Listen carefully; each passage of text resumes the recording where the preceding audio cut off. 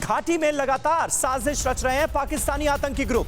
जम्मू कश्मीर के डीजीपी का सनसनीखेज खुलासा। सीज फायर के बावजूद लगातार हो रही है घुसपैठ की कोशिश। देखिए, अभी जिस इकोसिस्टम की हम बात कर रहे थे उसका एक बड़ा हिस्सा है घुसपैठ। पाकिस्तान की तरफ से आतंकियों की घुसपैठ। घाटी में आतंकियों के नेटवर्क को खत्म करने पर हो रहा है काम। ये कहा है दिलबाग सिंह ने। सीमा पार से कनेक्शन रखने वालों पर एजेंसियों की है पैनी नजर।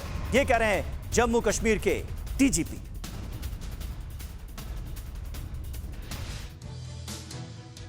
तो इस वक्त आखिर कितने टेरर मॉड्यूल काम कर रहे हैं और टारगेट पर कौन कौन है, यह सवाल जहन में आता है। इसका जवाब तलाशने की कोशिश करते हैं। एक तो यह बात नजर आती है कि देश के बड़े बड़े जो शहर हैं वो आतंकियों के टारगेट पर हैं। हर मुमकिन कोशिश की जा रही है कि आतंकवादी गतिविधियों को किसी तरह से बड़े शहरों में अंजाम दिया जा सके। इसके अलावा तमाम जो इनपुट्स मिल रहे हैं उसमें एक बड़ी बात यह निकलकर सामने आती है कि अयोध्या में राम मंदिर भी आतंकियों के टारगेट पर है।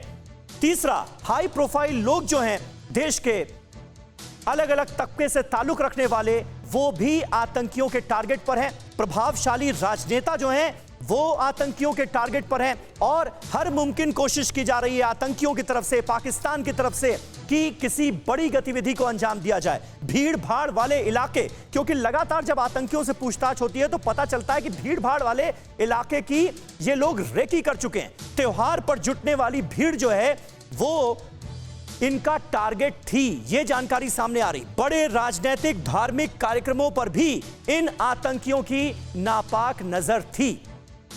ये तमाम जानकारियां इस वक्त ये बताने की कोशिश कर रही हैं कि आज की तारीख में जीजी द्विवेदी साहब हमको कितना अलर्ट रहने की जरूरत है। और ये जो पूरी डिटेल सामने आई है, जो आतंकियों का इकोसिस्टम सामने आया है, ये किस तरफ इशारा कर रहा है आपके हिसाब से? देखो समीर, आपने बहुत तफसील से समझाया है कि कैसे इकोसिस्टम काम कर रहा है।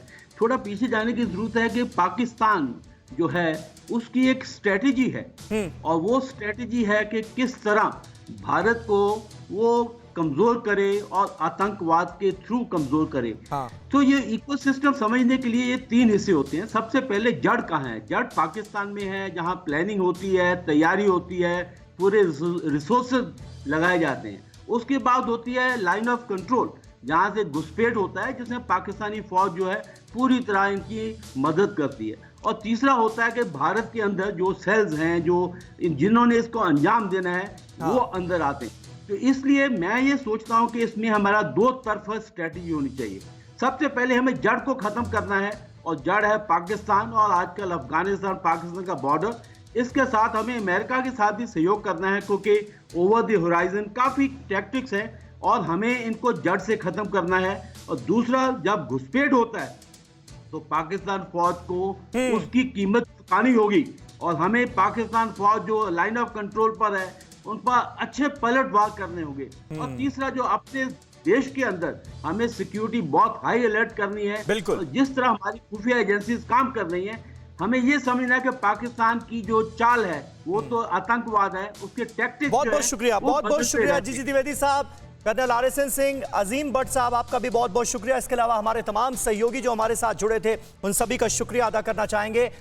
अड़ी सोमवार से शुक्रवार शाम 6 बजे सिर्फ TV9 भारतवर्ष पर।